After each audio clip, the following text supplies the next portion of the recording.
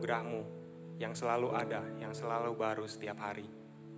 Kami mengakui ya Tuhan, Engkau adalah Tuhan kami, Allah pencipta langit dan bumi, Allah yang berkuasa atas segala sesuatunya, sekaligus Allah yang memelihara ciptaannya. Biarlah sungguh Tuhan, kami datang di sini, kami mau menyembah Engkau. Hanya nama-Mu saja yang ditinggikan, hanya nama-Mu yang dimuliakan di tempat ini. Bertahtalah ya Tuhan di atas pujian dan penyembahan kami. Di dalam nama Tuhan Yesus, kami telah berdoa dan mengucap syukur. Amin. Dan mari bersama dengan umat Tuhan di sepanjang abad dan tempat, kita mau mengikrarkan pengakuan iman kita seturut pengakuan iman rasuli yang berbunyi, aku percaya kepada Allah, Bapa yang Maha Kuasa, Khalik langit dan bumi, dan kepada Yesus Kristus, anak yang tunggal, Tuhan kita, yang dikandung dari Roh Kudus, lahir dari anak darah Maria, yang menderita sengsara di bawah pemerintahan Pontius Pilatus, salibkan, mati dan kuburkan, turun ke kerajaan maut. Pada hari yang ketiga, bangkit pula dari antara orang mati, naik ke surga, duduk di sebelah kanan Allah Bapa yang Maha Kuasa. Dan dari sana ia akan datang untuk menghakimi orang hidup dan yang mati. Aku percaya kepada Roh Kudus, gereja yang kudus dan am, persekutuan orang kudus, pengampunan dosa, kebangkitan orang mati, dan hidup yang kekal. Amin. Berikan kemuliaan bagi Tuhan kita. So come on Cornerstone, mari kita satukan hati kita, satukan suara kita, tepuk tangan sama-sama. Kita mau memujikan, kita mau meninggikan Tuhan kita. Tiba saatnya, tiba saatnya kami berkumpul bersatu, garis nafsuku dan bangsa, berdiri di hadapan tahta Anak Domba, satu suara menyatakan keselamatan bagi Allah yang duduk dan bertahta. Kami naikkan pada Anak Domba, pujian dan kekuatan, hormat dan kekuasaan, kemuliaan bagi Dia selamanya.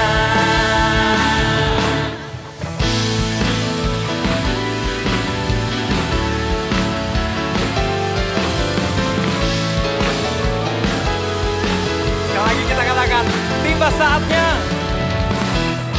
tiba saatnya kami berkumpul bersatu, garis nafsuku dan bangsa,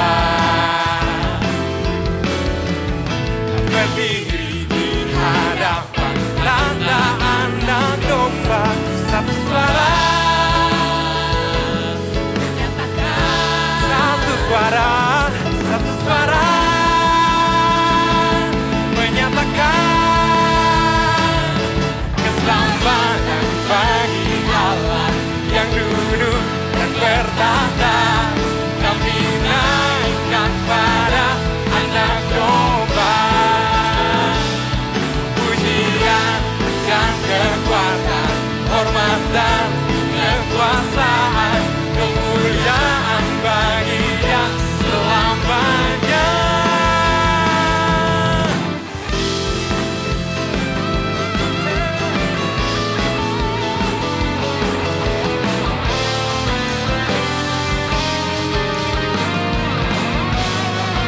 Sama-sama sekali lagi kita nyatakan, Come on Cornerstone, keselamatan bagi Allah.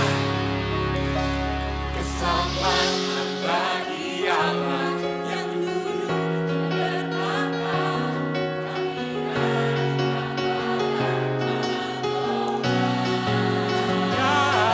pujian dan kekuatan, hormat dan kekuasaan, kemuliaan bagi Dia selamanya. Keselamatan bagi Allah yang duduk dan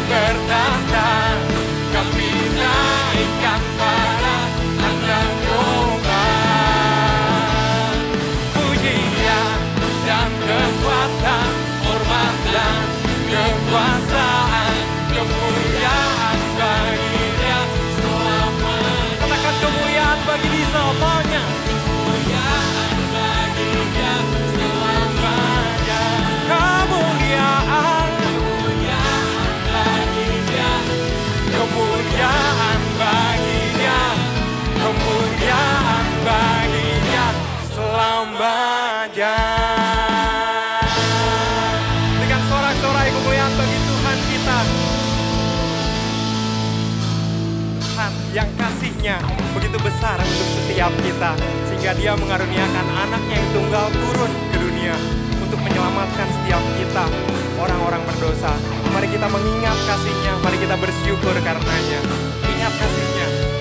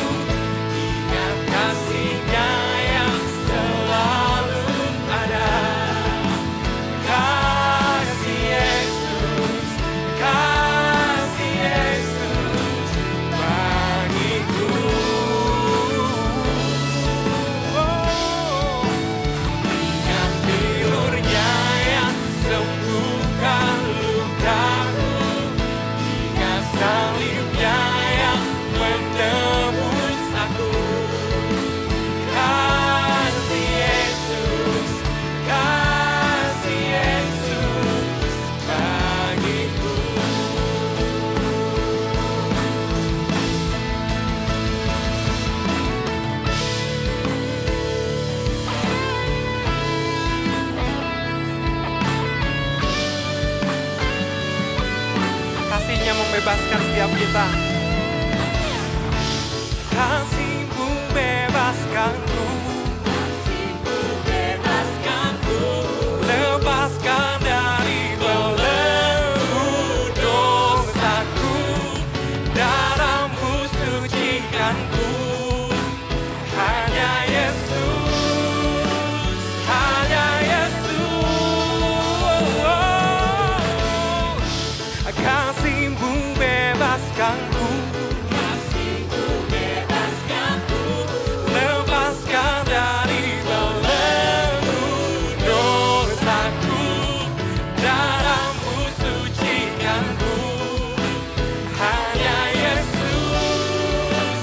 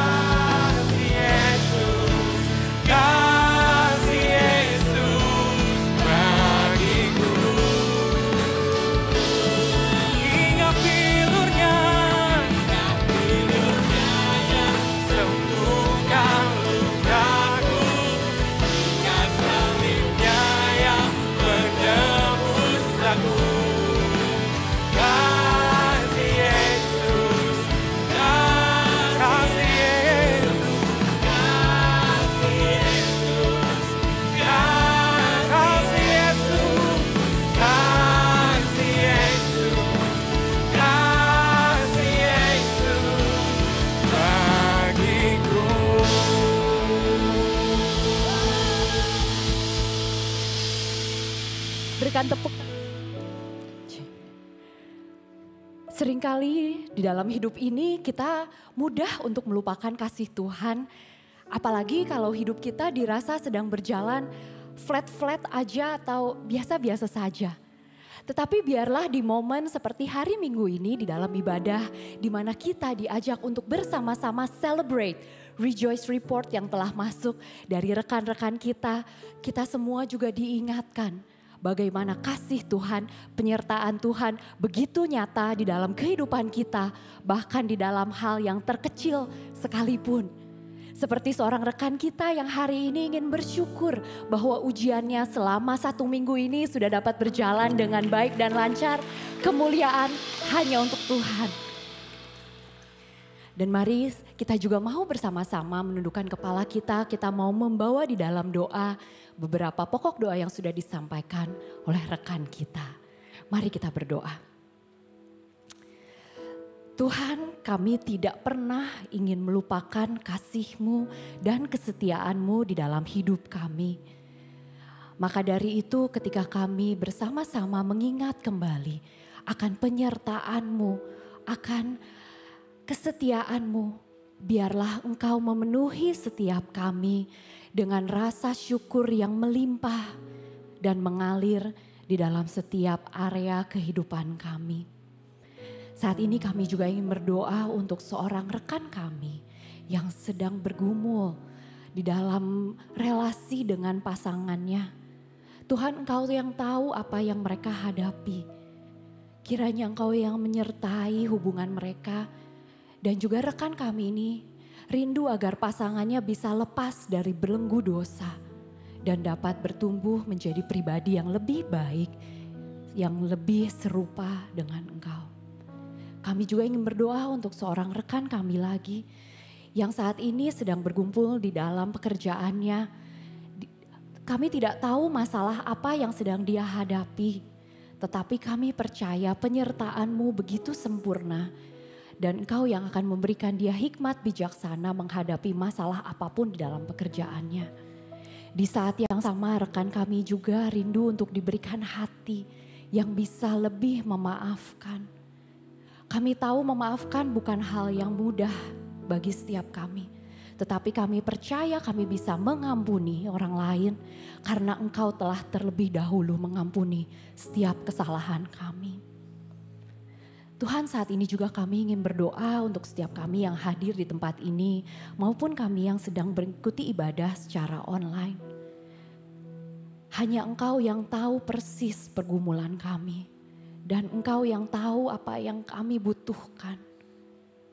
Tuhan, kiranya Engkau memberi kami mata seperti mata-Mu agar kami dapat melihat masalah kami seperti Engkau melihatnya. Dan Engkau juga dapat mengubah cara berpikir kami dan selalu mengingatkan bahwa di dalam situasi apapun Engkau ada berjalan bersama-sama dengan kami. Dalam nama Tuhan Yesus kami berdoa dan mengucap syukur. Amin.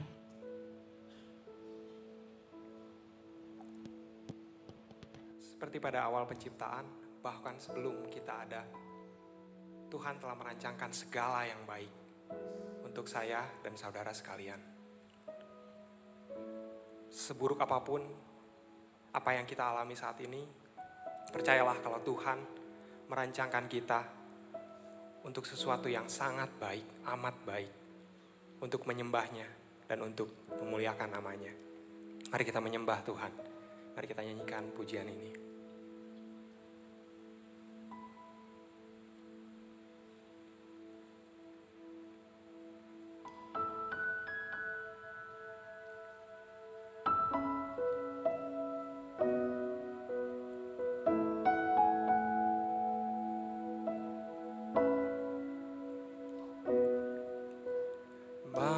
Pencipta sejak awal sebelum dunia pun ada.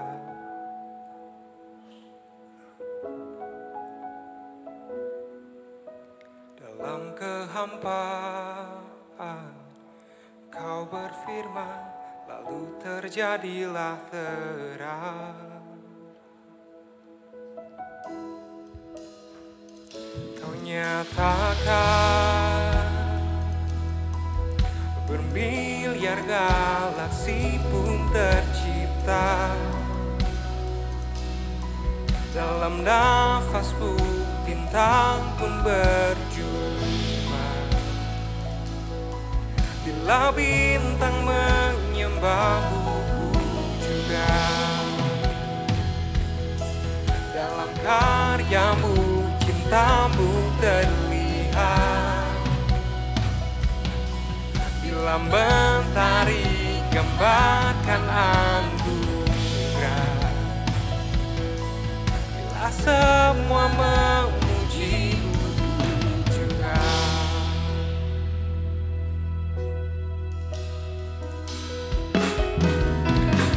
Janjimu Tuhan, kata demi kata bermaknakan kuasa.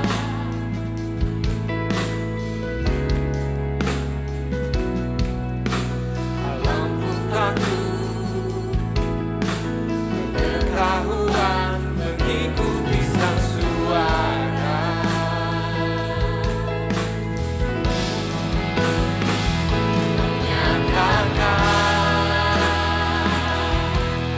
Bermiliar makhluk hembuskan nafas, berjalan sesuai yang Engkau katakan. Bila semua gambarkan buku juga, dalam firman-Mu hatimu terlihat. Langit yang indah lukisan anugerah, bila semua taatimu juga.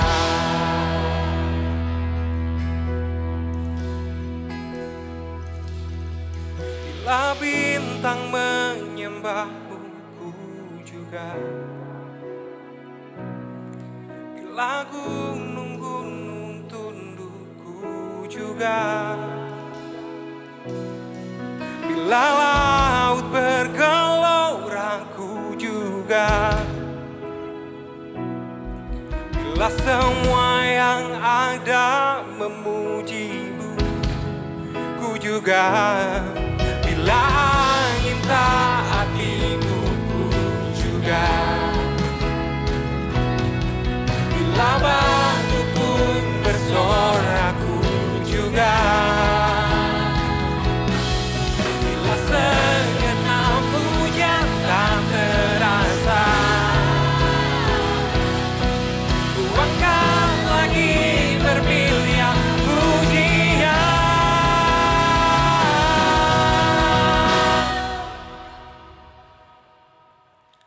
Maha pemenang, Kau mengejar diriku yang tak sempurna.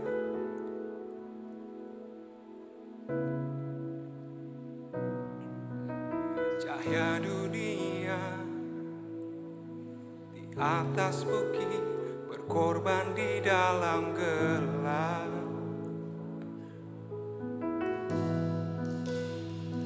Kau nyatakan bermiliar kesalahan telah hilang, semua karena pengorbananmu Tuhan.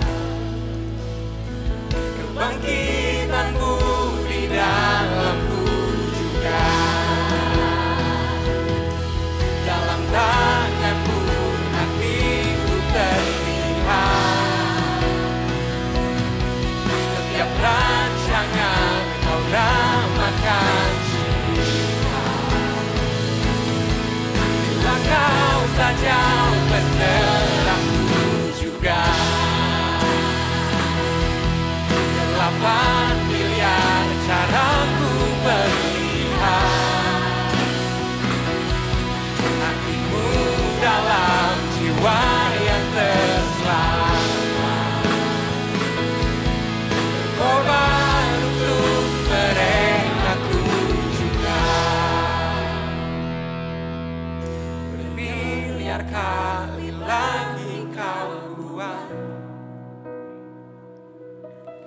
sebab tak terukur hasratku Tuhan.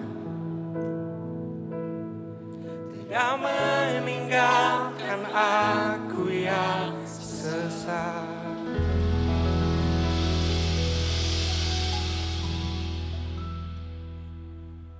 Kita berdoa. Dalam kreativitas ilahimu yang menciptakan miliaran alam semesta, miliaran planet, bintang, miliaran samudra dalam kehidupan kami bersyukur. Dan juga bermiliar galaksi memancarkan, menyerukan kemuliaanmu, kreativitasmu yang dahsyat besar. Mungkinkah kami menahan lidah kami bermazmur, menaikkan pujian penyembahan kami, dan membawa kemuliaan-Mu sama. Dalam kreativitas ilahi-Mu, Engkau menciptakan kami. Dalam kerapuhan kami, dalam kelemahan kami yang sering kali kami lebih banyak lihat dan fokuskan. Tidakkah kami terus boleh melihat bahwa Engkau besar, Engkau mulia, Engkau tidak pernah meninggalkan.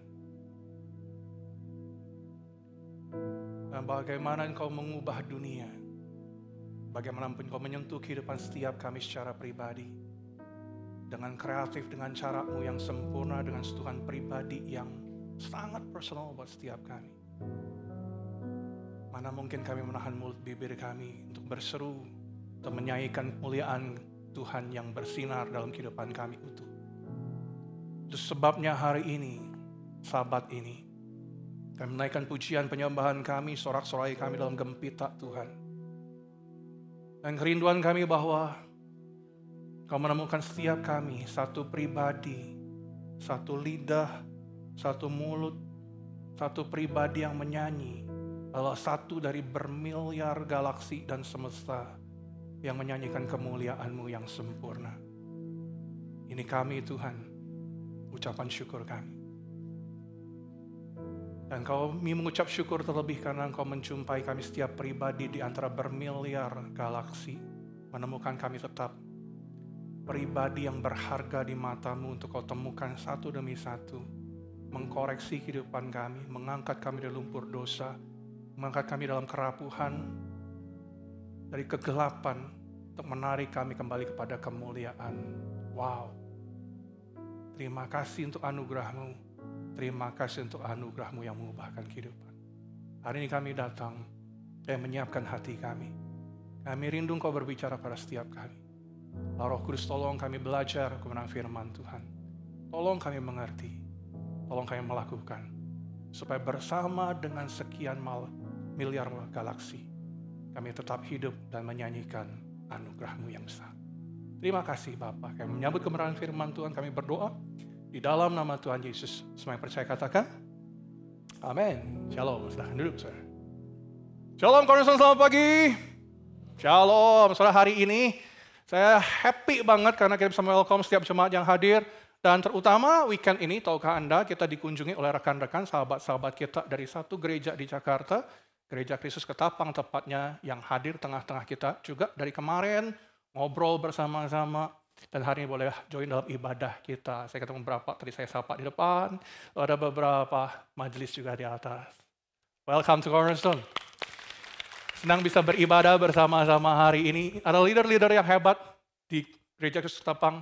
Dan kita bersyukur kita boleh network bareng-bareng, bertumbuh untuk tujuan Tuhan. Saudara, hari ini kita berada di part yang ketiga dari seri khotbah Reclaiming the Rainbow. Kita masih belajar menyangkut isu gender dan sexual identity dan pergumulan di tengah-tengah dunia kita hari ini. So, tahun 1978, ada seorang artis seniman, dia gay dan dia adalah drag queen. Drag queen dalam bahasa Indonesia waria, yang berusaha merancang sebuah representasi visual untuk komunitas LGBT tahun 1978. Lalu dalam kreativitasnya terinspirasi dari warna pelangi, demikianlah dia merancang sebuah bendera 8 warna original tahun 1978 untuk menggambarkan keberagaman identitas seksual LGBT di tengah-tengah dunia. Nah, saudara, idenya dari 8 warna adalah bahwa menggambarkan inklusivitas. Dan dirancang sebagai sebuah bendera, dianggap penting, bendera bentuknya, untuk apa? Supaya orang yang mengidentifikasi diri sebagai LGBT, bisa dengan berani menunjukkan diri mereka secara terbuka, seakan-akan menyerukan kepada dunia, this is who I am. Ini saya. You have to accept me. Anda harus terima saya karena inilah saya yang utuh. Nah, dalam parade Gay Parade di San Francisco tahun 1978, tepatnya Juni 1978, itulah kali pertama bendera versi warna pelangi 8 warna tersebut pertama kali digunakan. 78. Tapi karena proses produksi warna pink itu nggak gampang tahun 1978 untuk menjadi warna bendera, dan juga warna turquoise itu tidak mudah diproduksi, maka kemudian berubah menjadi 6 warna dari tahun 1978 itu, berubah menjadi 6 warna yang digunakan oleh kelompok LGBT sampai sekarang yang paling populer. Tapi dalam progresnya bahkan sampai tahun 2018 yang lalu, balik lagi ke 8 warna dengan warna hitam di tempat yang paling tinggi, belum diterima sebagai bendera umum.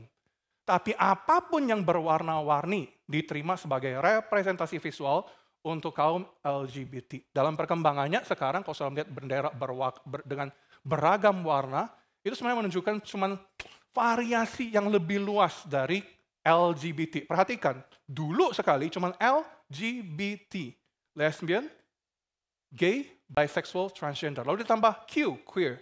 Lalu ditambah plus, beragam, asexual, binary. Lalu QIA, intersex, asexual, dan macam-macam lagi. Itu nanti bisa nambah lagi itu. Saya pernah khotbahkan tahun 2022, saudara boleh mengikutinya di YouTube channel Cornerstone, Back to the Woke Culture Series. Nah, saudara, apapun yang kita lihat gambaran seperti ini, saudara jangan tanya saya apa artinya, saya juga udah bingung. Saya ragu juga orang LGBT bisa menjelaskan apa artinya setiap simbol dalam warna tersebut. Tetapi warna pelangi dianggap merefleksikan keberagaman identitas seksual. Sampai hari ini, bagi LGBT, keberagaman warna tersebut menunjukkan bahwa mereka berbeda. Tapi mereka tuh berbeda dalam keberagaman yang harus diterima secara inklusif oleh semuanya. Karena kami berbeda, tapi kami juga berbeda sama dengan keberbedaan yang lain. Karena ada perbedaan suku, agama, ras. Kami cuma berbeda seksual identity, jadi kami harusnya diterima, harus diterima. Demikianlah kemudian pelangi sangat erat dikaitkan dengan dukungan kepada komunitas LGBT. Beberapa orang berpendapat bahwa 6 warna yang digunakan LGBT itu bukan warna pelangi kok. Kan 6 warna, karena warna pelangi sesungguhnya ada berapa warna? Berapa? Ini balik lagi ke SD gitu ya. Berapa? 7. Warna apa saja? Gampang, pelajar SD. Mejiku, Hibi, Niu. Wah, masih hafal saya, lumayan. Bukan hafal sih, saya baca lagi tadi juga pagi. Nah, soalnya 7 warna itu tuh warnanya pelangi itu yang benar itu katanya. Tapi whatever it is, bagaimanapun warna pelangi itu terus diasosiasikan dengan warna LGBT. Nah, akibatnya ini meluas kemana-mana. Lucunya gini, lucunya. Banyak orang Kristen, bahkan gereja, kemudian jadi gitu anti banget dengan yang namanya warna pelangi. Anti banget. Mereka tidak ingin menggunakan warna pelangi sehingga diasosiasikan sebagai pendukung LGBT. Banyak gereja menghindari, ditinggalkan, dijauhkan bahkan dari kekristenan. Ini konyol. Kenapa? Karena dalam terang firman Tuhan, pelangi itu bukan warna LGBT. Pelangi itu adalah warna Tuhan. Pelangi adalah simbol perjanjian Tuhan yang dibangun secara istimewa dengan manusia melalui Nuh. Ini yang kita mau balik. Ini kenapa kita perlu mereclaim the rainbow. Dalam Kejadian pasal ke-6, kalau kita mau melihat apa artinya pelangi, balik ke Kejadian pasal 6-7. Kita menemukan kisah Nuh hidup di tengah-tengah dunia juga berantakan, kacau luar biasa. Alih-alih punya hati untuk Tuhan, orang-orang tuh mereka hidup sibuk dengan dirinya masing-masing. Mereka hidup menyenangkan diri mereka sendiri. Bukan berarti mereka nggak ibadah loh ya. Mereka masih ibadah, ritual mereka masih lakukan. Ada korban yang mereka berikan buat Tuhan. Problemnya adalah mereka nggak ingat Tuhan. Mereka nggak serius kok dengan Tuhan. Mereka cuma lakukan apa yang rutin. Mereka nggak punya lagi hati buat Tuhan. Walaupun mereka ibadah rutin. Nah, ini sebenarnya sama dengan kita di generasi sekarang. Ada banyak orang mengidentifikasi diri sebagai Kristen, rajin ke gereja, tapi sebenarnya nggak punya motivasi itu yang sangat self-centered banget. Ada orang pergi ke gereja untuk keuntungan diri sendiri. Ada orang pergi ke gereja karena apa? Kalau nggak ke gereja nanti nggak dapat berkat. Kan di gereja itu di akhir ibadah ada doa berkat katanya. Jadi khotbah boleh ketinggalan separuh, tapi berkat nggak boleh ketinggalan. Kalau udah berkat langsung bubar aja, nggak perlu dengar pengumuman. Ya loh, itu tuh orang tuh ekspresinya kalau cuma mau firman dan cuma mau khotbahnya doang. Ada orang pergi ke gereja rajin. Kalau pujian penyembahan tuh sampai nangis, angkat tangan tinggi, berliannya berkilau-kilau sebelah sini. Tapi kemudian balik ke rumah Senin sampai Sabtu, rajin juga bikin dosanya. Tetap dengan affair, perselingkuhannya, pornografi, marital affair, free sex anak-anak muda. Balik ke gereja, minta tobat lagi setiap hari Minggu. Apa bedanya kita dengan di zaman Nuh? Baik ke zaman Nuh. Waktu Tuhan habis kesabaran, Tuhan mau binasakan semuanya. Namun ketika dia ingat Nuh yang tidak bercela, berkenan di hati Tuhan itu dilembutkan. Oleh karena Nuh, Tuhan meluputkan Nuh dan sisi keluarga dari bahaya. Nah, kita tahu cerita dari sekolah minggu.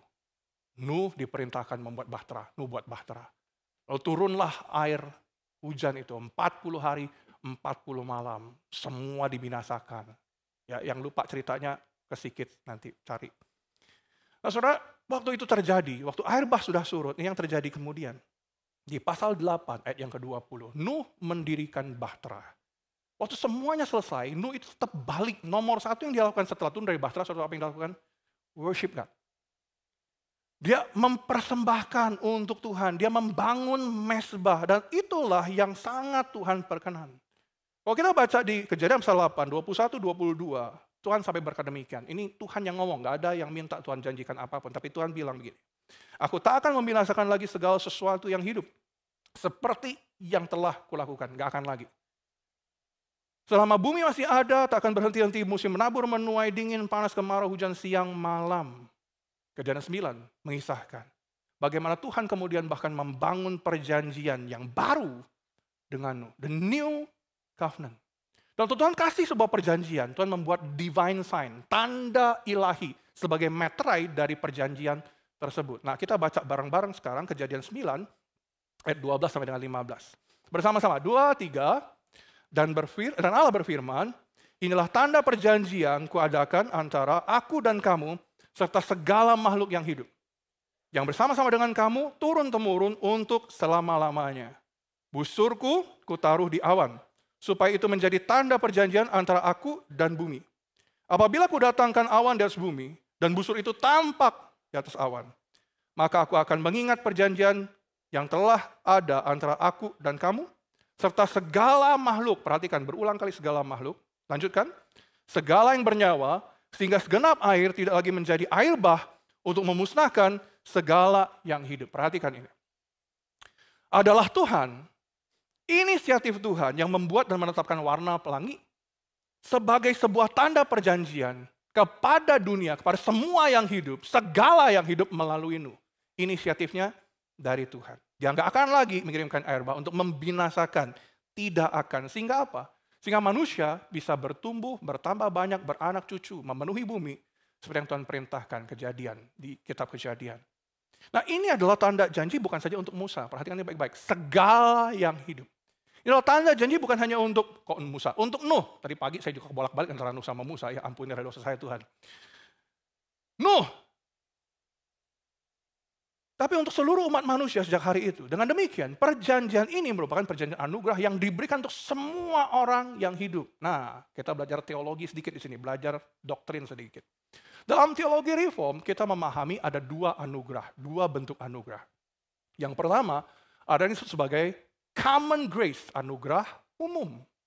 Dan yang kedua itu adalah anugerah yang khusus, atau saving grace, anugerah yang menyelamatkan.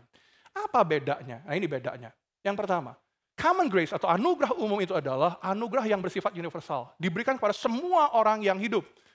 Dan manifestasinya terjadi dengan cara apa? Bahwa Tuhan memberikan blessing kepada semua orang. Saudara percaya Tuhan ada atau tidak ada, apapun agamamu, engkau ateis, apapun yang kau percaya tentang Tuhan, Tuhan tetap berikan. Apa itu contohnya? Matahari. Sebagaimana mentari bersinar di pagi hari, anugerahmu bersinar bagi semua orang. Saudara percaya Tuhan ada atau nggak ada? Saudara ateis, Tuhan kasih tetap matahari bersinar untuk membangun kehidupan. Saudara percaya ada Tuhan, Tuhan tidak ada, Tuhan ada. Nggak peduli, Tuhan tetap kasih kemampuan untuk hidup, otak untuk berpikir, lahan untuk dibangun, kapasitas dan potensi untuk membangun kehidupan. Tuhan berikan pada semua orang. Saudara percaya Tuhan ada atau tidak ada? God said, aku nggak peduli. Aku tak berikan padamu oksigen untuk hidup. Jumlahnya sama untuk semua orang. Itu yang namanya common grace. Diberikan untuk semua orang. Tapi ada yang namanya saving grace. Anugerah yang khusus. Anugerah yang menyelamatkan. Diberikan kepada siapa? Diberikan kepada orang-orang, dalam bahasa teologi reform, chosen people. Orang-orang yang dipilih, umat pilihan. Artinya mereka adalah orang berdosa sebenarnya. Tapi dimampukan oleh Tuhan, oleh karya Roh Kudus, sehingga bisa mengakui dosa, bisa berjumpa dengan Kristus secara pribadi, percaya kepada Yesus, memberikan hidup buat Yesus. Tanda yang ditunjukkan orang-orang ini adalah dalam kehidupan yang diubahkan karena penebusan. Buktinya adalah apa? Pertobatan diwajibkan dalam orang-orang ini, orang berdosa, tapi dia punya iman kepada Kristus dan dia bertobat dari tingkah lakunya yang jahat. Dan itulah yang membawa keselamatan, salvation. Perhatikan baik-baik. Nah, balik lagi ke tadi. Perjanjian Allah dengan Nuh. Tanda pelangi adalah metrai. Common grace. Diberikan untuk semua orang. Perjanjian Allah dengan Nuh itu adalah untuk semua orang. Sehingga manusia bisa bergerak terus hidup. Tapi, walaupun disebut sebagai common grace, umum untuk semua orang, pun dari yang namanya common grace, Tuhan tetap bergerak untuk saving grace, untuk menyelamatkan. Bagaimana ini terjadi? Karena dari keturunan Nuh lah, Yesus Kristus dilahirkan. Common grace untuk semua orang, tapi dari common grace Tuhan memberikan Kristus dari keturunan Nuh yang satu itu sebagai juru selamat dunia. Bahtera itu adalah mikrokosmos. Dunia yang mikro, kecil menggambarkan bagaimana Tuhan menyelamatkan dunia pada akhir dari segala yang chaotic di tengah-tengah dunia. The mikrokosmos. Bahtera itu adalah gambaran mikrokosmos sejarah keselamatan. Nah demikianlah kemudian Injil diberitakan, Injil dihidupi, keselamatan menjadi sempurna di zaman Nuh tersebut. Tapi Tuhan gak stop sampai di sana. Karena itu adalah sebuah panggung yang baru untuk menuju karya salib Kristus yang sempurna, pemberitaan Injil yang sempurna, waktu Kristus mati dari kayu salib untuk menebus dosa setiap orang berdosa. Pelangi adalah tanda metrainya. Tapi apa berhenti sampai di sana? Enggak. Nah, muncul dari perjanjian lama, mereka tarik segera jauh ke ujung depan sana yang belum kejadian. Di akhir zaman nanti, tahukah saudara apa yang Yohanes lihat dalam penglihatannya di kitab Wahyu? Di akhir zaman apa yang Yohanes lihat? Yohanes melihat pelangi lagi. Mari kita baca sekarang dari Wahyu pasal yang keempat ayat yang ketiga. Dia melihat pelangi di sekeliling tahta Allah dan domba Allah. Bersama-sama Wahyu pasal 4 ayat yang ketiga, 2-3. Dan dia yang duduk di tahta itu nampaknya bagaikan permata yaspis dan permata sardis, dan suatu pelangi melingkupi tahta itu gilang gemilang bagaikan zamrud rupanya. Saudara bayangkan gimana? Gampang. Sekarang itu semua pakai AI generated. Ini AI generated pictures itu sebelah kanan tuh ya. Saya telah menggunakan keywordnya dan muncullah gambarannya untuk bisa bayangkan. Tahta anak domba Allah, pelangi melingkungi tahta tersebut. Ini kira-kira yang Yohanes lihat di akhir zaman. So, apa yang kita bisa belajar dari sini? Kita belajar, pelangi itu bukan warna LGBT. Itu adalah warna Tuhan. Sebuah simbol perjanjian dari awal sampai akhir. Dari kekekalan sampai kekekalan. Menunjukkan Tuhan penuh dengan kasih setia. Dari generasi ke generasi. That's why we must reclaim the rainbow. Kita perlu menarik kembali warna pelangi. Menjadi warnanya Tuhan. Konyol banget kalau gereja menghindari warna pelangi. Saya berbicara dengan seorang pemimpin gereja. Yang menghindar banget sebuah desain dengan beragam warna. Karena apa? Nanti kesannya kita mendukung kelompok tertentu. Pada waktu itulah saya berpikir ini harus dikotbahkan. This is so wrong. Bahkan pemimpin gereja kok menghindari warnanya Tuhan. We should reclaim the rainbow. Kenapa? Itu adalah identitas. Itu adalah gambaran kasih Tuhan buat kita. Kenapa kita begitu konyol menghindari warna ini? Apa yang kita belajar dari firman adalah begini. Pelangi adalah simbol covenant. Tuhan dengan Nuh dan semua orang. Pelangi adalah simbol kasih dan anugerah Tuhan. Yang beranugerah bagi orang berdosa. Pelangi adalah pengingatan bahwa Allah memelihara dan mengasihi ciptaannya sampai kekekalan. Tapi pelangi, perhatikan ini, adalah token of reminder Bahwa Tuhan tidak selamanya akan diam melihat dosa kejahatan terjadi. Saya ulang sekali lagi. Pelangi itu warna Tuhan. Kasih dan anugerah. Tapi pelangi juga adalah token of reminder. Tuhan gak akan diam. Lihat dosa terus berkepanjangan. Isu kita hari ini itu adalah apa? Isu kita hari ini adalah, saya percaya kebanyakan kita mulai bergumul, mulai diskusi, mulai ngobrol, bahkan di keluarga-keluarga. Seputar isu LGBT. Lesbian, gay, bisexual, transgender. Isu yang bergerak kemudian adalah isu sexual identity.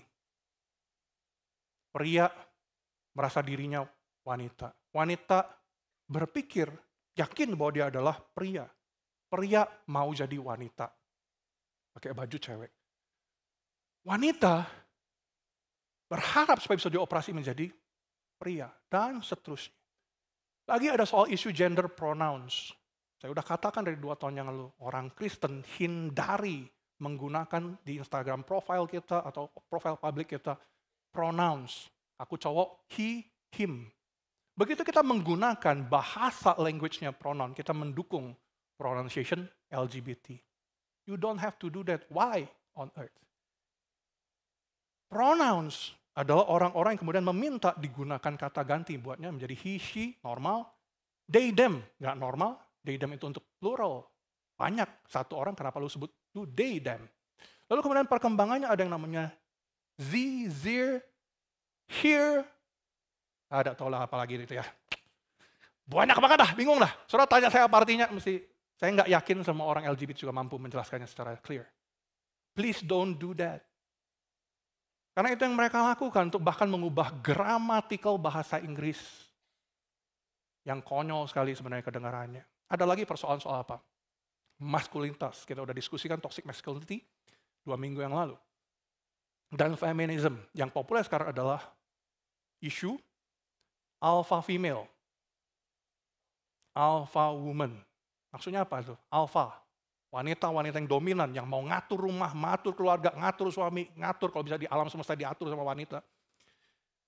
Dan sangat kuat dominan di perusahaan-perusahaan. Dianggap yang paling hebat. Kenapa? Mau menunjukkan diri. Hasil dari feminisme.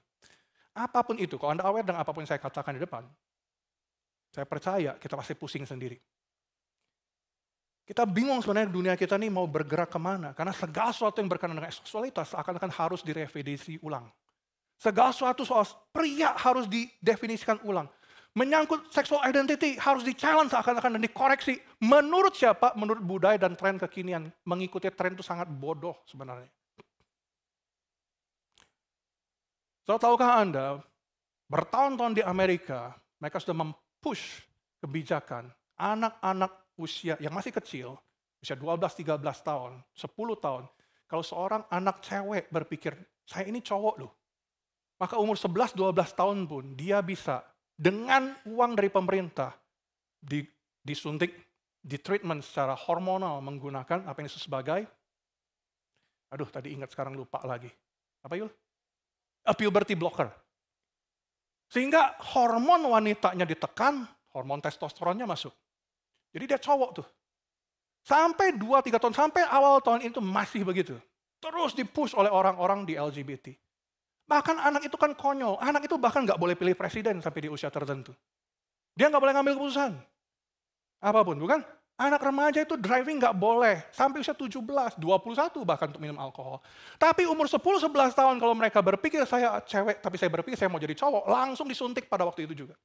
Dengan uang dari pemerintah, lu nggak perlu bayar. For many years mereka lakukan. Berapa tahun terakhir? 5 tahun terakhir. Saudara tahu apa yang terjadi? Saya melakukan tanpa hasil research. Baru 2-3 minggu terakhir, 400 lebih halaman diterbitkan. Hasil research yang menunjukkan bahwa puberty blocker berbahaya buat manusia, bukan buat transgender. Makin kemarin lebih banyak kematian. Makin kemarin lebih banyak suicidal. Saudara yang waktu itu tren, ini tren. Apa yang masih dibicarakan tahun lalu bisa berubah hari ini. That's what trend do. Betapa konyol kita mengikuti tren kemarin, tahu-tahu besok udah berubah lagi. Irreversible, nggak bisa balik menjadi cewek, nggak bisa balik jadi cowok. Demikianlah kau harus hidup.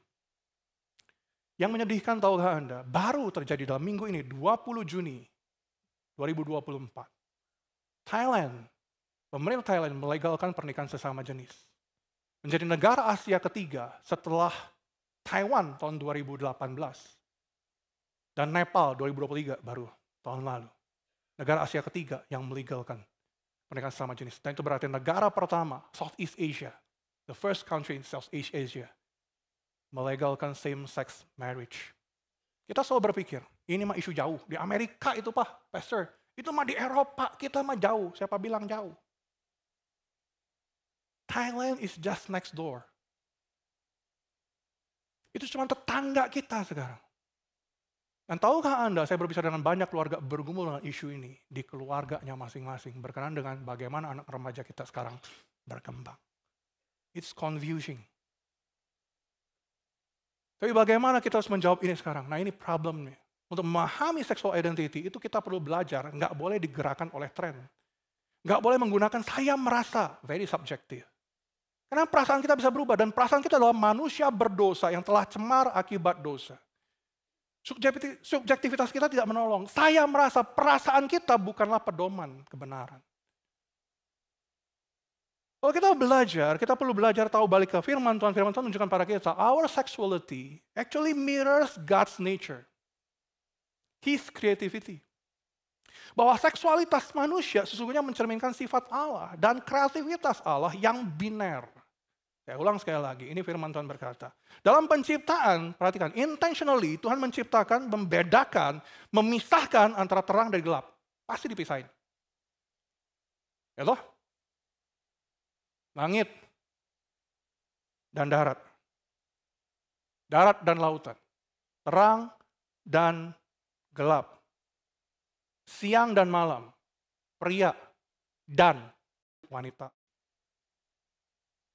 Our sexuality grounded in God's creational design of humankind's binary reality. Indonesia. Seksualitas kita didasarkan pada rancangan ciptaan Tuhan atas realitas biner. Mathematically biner, mudah dipahami.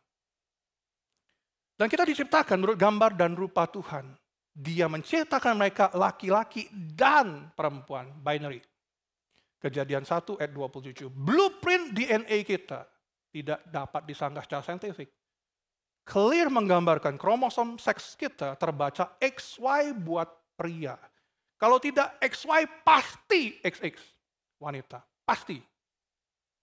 Scientifically tidak diperdebatkan. Nah hal ini reasonable karena dalam realitas biologis biner inilah manusia dapat bereproduksi. Pria dengan pria nggak bisa bereproduksi secara natural. Wanita dengan wanita, you cannot reproduce. Ini sejalan dengan panggilan Tuhan kepada kita untuk beranak cucu bertambah banyak. Binary reality, God's design. Problemnya begini, confusion. Bahwa ada banyak orang confused dengan diri kita. Lalu kita mengedepankan perasaan kita. Saya merasa apa yang saya pikirkan. Kekecewaan, kegagalan yang paling fatal adalah bergantung pada perasaan kita. Maka Tuhan sudah bilang dari awal, Ulangan pasal 22 ayat yang kelima, kita baca bersama-sama 2, 3. Seorang perempuan, janganlah memakai pakaian laki-laki. Dan seorang laki-laki, janganlah mengenakan pakaian perempuan. Sebab setiap orang yang melakukan hal ini adalah kekejian bagi Tuhan Allahmu. Kekejian. Adalah salah banget jika pria menanggalkan kepriaannya. Sangat fatal jika seorang wanita menanggalkan kewanitaannya, mengidentifikasikan dengan dirinya apapun, pria, kucing, kecoa.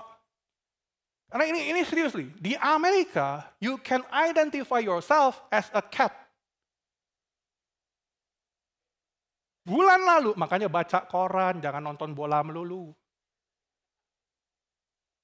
Bulan lalu, seorang wanita di Amerika menuntut dokter hewan. Waktu dia membawa anaknya yang mengidentifikasi diri sebagai kucing, sakit demam. Mamanya merangkul kucing, anaknya itu kucing, dia terima anak sebagai kucing, dia tidak bawa anaknya dokter umum, dokter anak. Dia bawa ke dokter hewan. Ya dokter hewan mana berani pegang.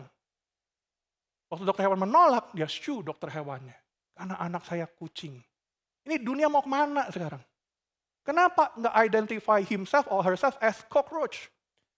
Kecoa misalnya. Betapa konyolnya dunia kita berdebat, yang terjadi adalah apa? Confusion.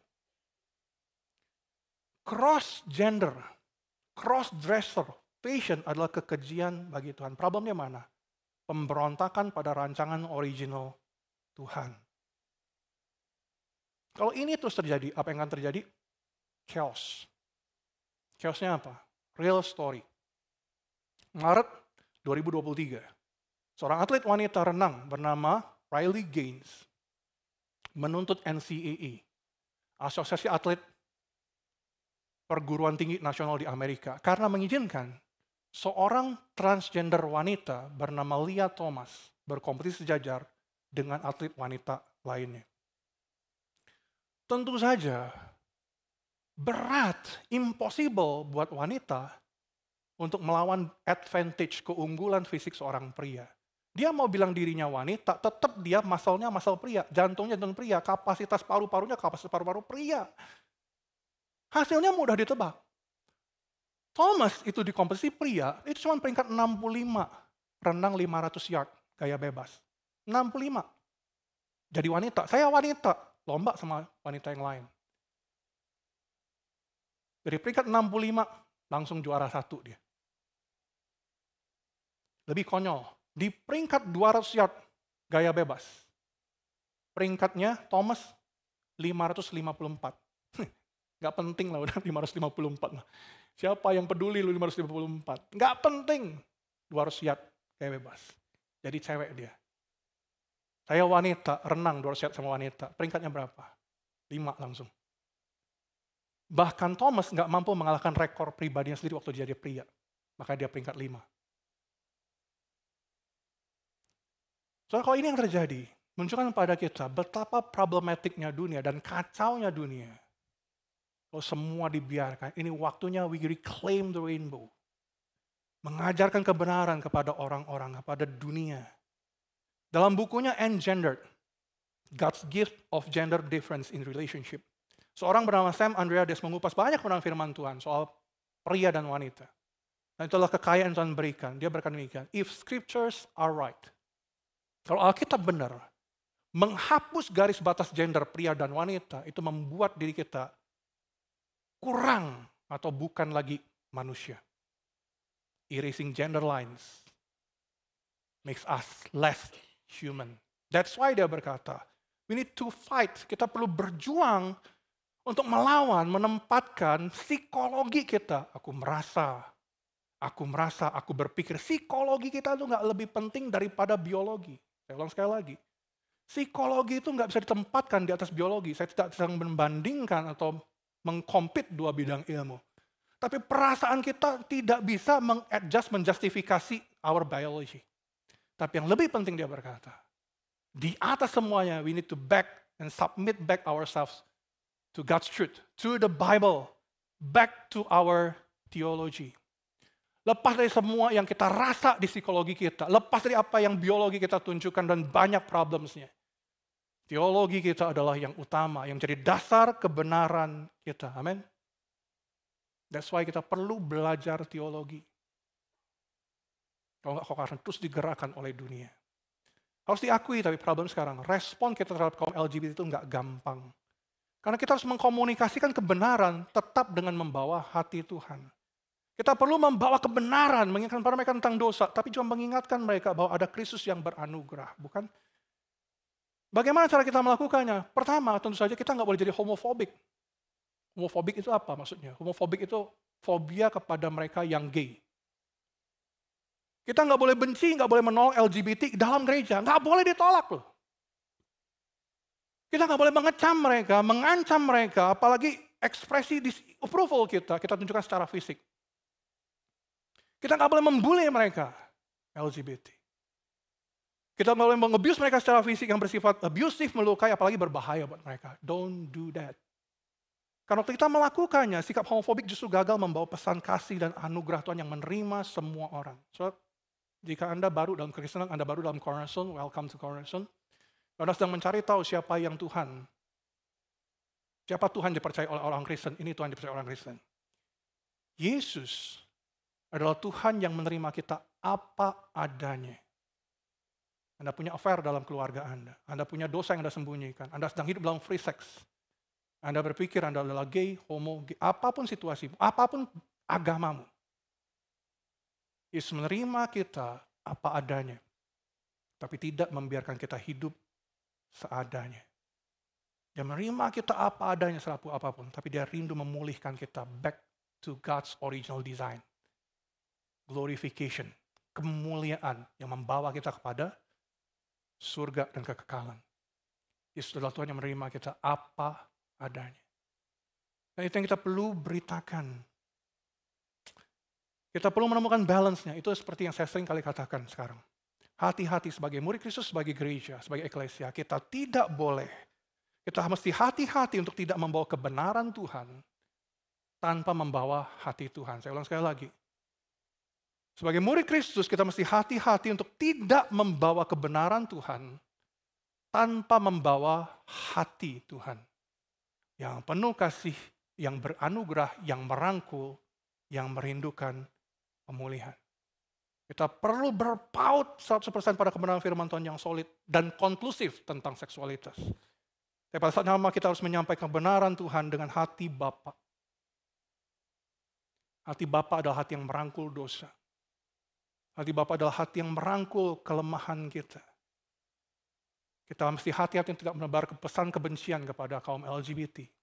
Tapi di sisi yang lain kita mesti hati-hati untuk tidak justru membenarkan dosa mereka. Problem yang lain di dalam gereja Tuhan adalah apa? Tahukah Anda? Di dalam gereja Tuhan sekarang sendiri ada pertentangan. Beberapa sinode utama di Amerika menerima perbedaan sesama jenis. Even in the US. Baptist Church di Amerika meributkan hal yang sama. Southern Baptist Denomination di Amerika terjadi perpecahan antara gereja dan hamba-hamba Tuhan yang mendukung dan menolak ini. Tapi yang kita perlu ketahui adalah begini, apa yang bisa diangkat? Allah itu kasih. Karena ayat Allah itu kasih, maka Allah pasti mengasihi semua orang, Allah pasti terima, nggak salah. Tapi kasih Allah, dan ayat yang sering kali diangkat itu adalah 1 Korintus 13 ayat 4 dan 5. Orang Kristen kan? Karena Allah sendiri yang bilang, love is patient, love is kind. Kasih itu sabar, kasih itu murah hati, kasih itu tidak pemarah, tidak menyimpan kesalahan orang lain. Benar, itu kasih. Benar lu panggil ayat itu, bagus lu pakai ayat itu untuk menunjukkan kasih itu harus merangkul. Makanya orang Kristen sekarang banyak merangkul orang LGBT, membenarkan mereka, bukan sekedar merangkul, membenarkan mereka, bahkan memberkati mereka di gereja dengan alasan apa? In the name of love. Ayat yang mereka gunakan adalah 1 Korintus 13. Tapi kalau mau pakai 1 Korintus 13, jangan potong ayatnya. Jangan potong ayatnya, sebab ayat itu lanjutan berikutnya adalah 1 Korintus 13, ayat yang ke-6, bacakan bersama-sama. 2, 3, kasih itu apa? Tidak bersuka cita karena ketidakadilan, lanjutkan. Tetapi ia bersuka cita karena kebenaran. Itu baru namanya kasih. Maksudnya apa? Gini loh, kalau orang itu sayang, saya sayang kepada anak saya, Faith. Kalau dia bikin dosa, saya nggak bisa diam. Saya sayang kepada dia mau bikin dosa apapun, terserah dialah. Kan saya sayang, saya harus terima dia apa adanya. Kan saya harus sabar. Itu kasih? Enggak, konyol. Wanita. Ada seorang istri. Suamimu punya affair, punya pacar, punya istri, punya selingkuhan, main ke prostitute. Anda berkata, saya sayang kepada suami saya, biarinlah dia punya simpenan. Gitu? Itu kasih? Merangkul, sabar? Bukan, konyol. Kalau kau mengasihi suamimu, kau harus ingatkan dia akan dosa. Tegur dia, bawa balik dia kepada Tuhan supaya kita bersama-sama bisa menikmati kekekalan bersama dengan Tuhan di surga.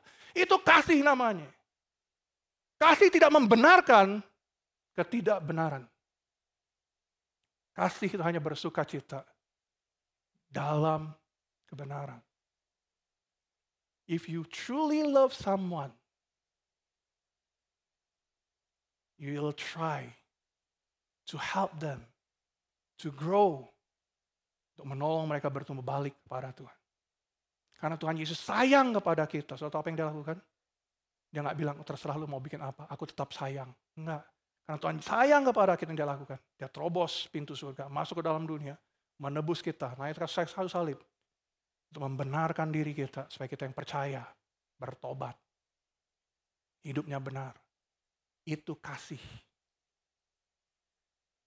Maka sebagai gereja, biarlah kita belajar, love cannot rejoice in wrongdoing. Love rejoice only in the truth. Maka dalam seri khotbah ini kita perlu belajar mengajarkan dengan berani apa yang dosa adalah dosa dalam terang firman Tuhan. Kita perlu mendidik generasi kita dan generasi anak-anak kita untuk nggak sekedar hidup menjadi the follower of the world. Kita perlu belajar menjadi the follower or a disciple of Christ. Ini yang penting. Jadi bagaimana caranya kita merangkul mereka yang bergumul, mereka yang hidup dengan sebagai LGBT. Bagaimana kita membawa anugerah Tuhan dalam kehidupan mereka. Yang pertama, befriend them. Bersahabatlah dengan mereka. Seperti Yesus yang menerima, tapi memulihkan. Kita perlu bersahabat dengan mereka, merangkul mereka. Kita perlu mendengar. Tahukah Anda berapa banyak rekan-rekan yang saya jumpai dalam tahun-tahun terakhir selama saya pelayanan?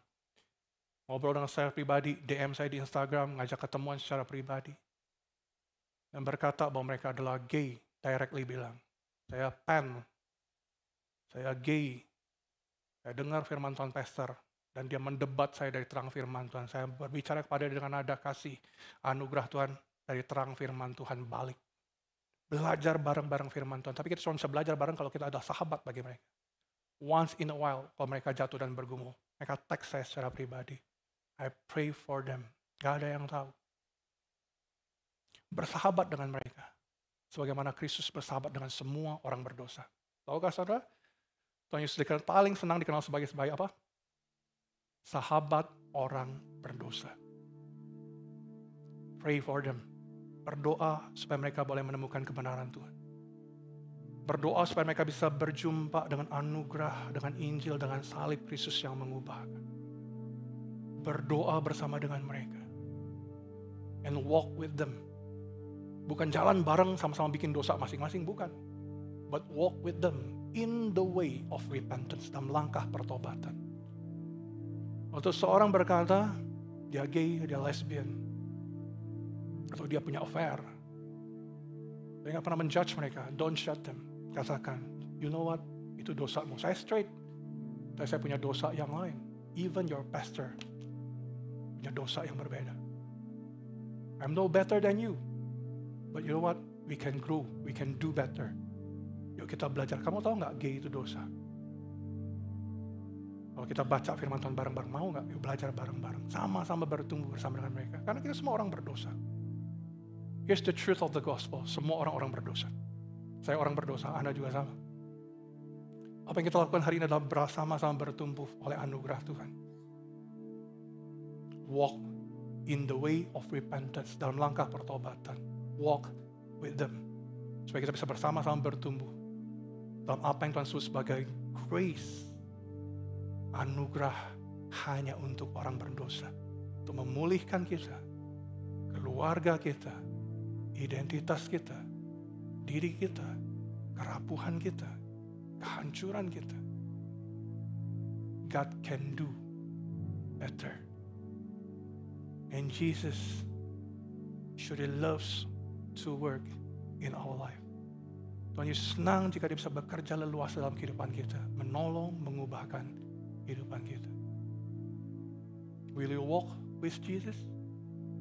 Maukah engkau melangkah bersama dengan Tuhan? Mari kita bangkit berdiri, kita mau berdoa.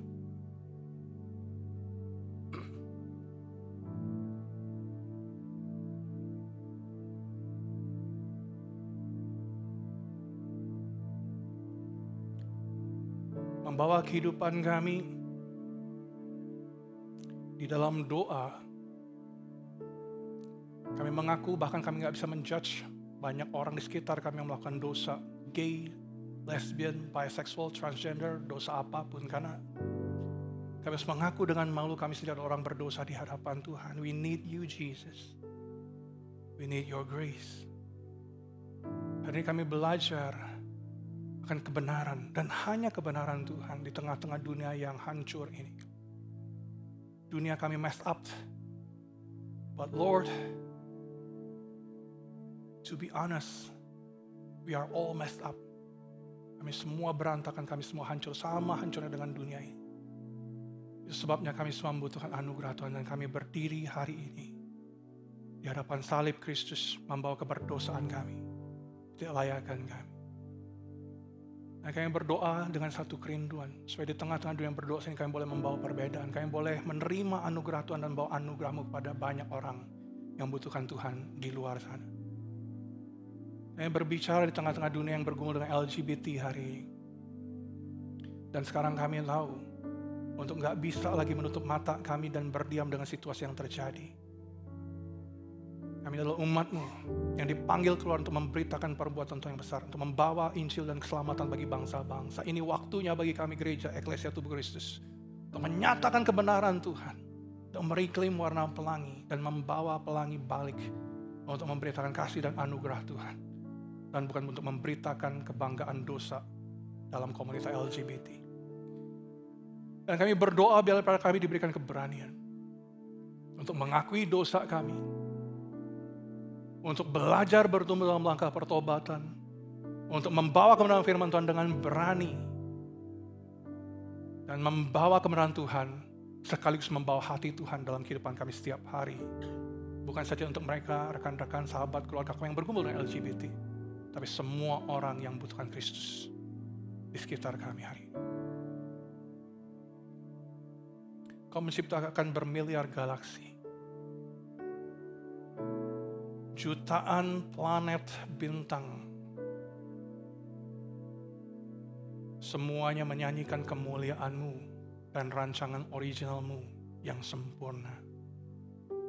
Adalah masing-masing kami satu pribadi boleh balik pada tujuan kami untuk kemuliaan Tuhan, dan terus mengingat kebenaran firman-Mu, rancangan-Mu Tuhan yang sempurna dalam kehidupan kami.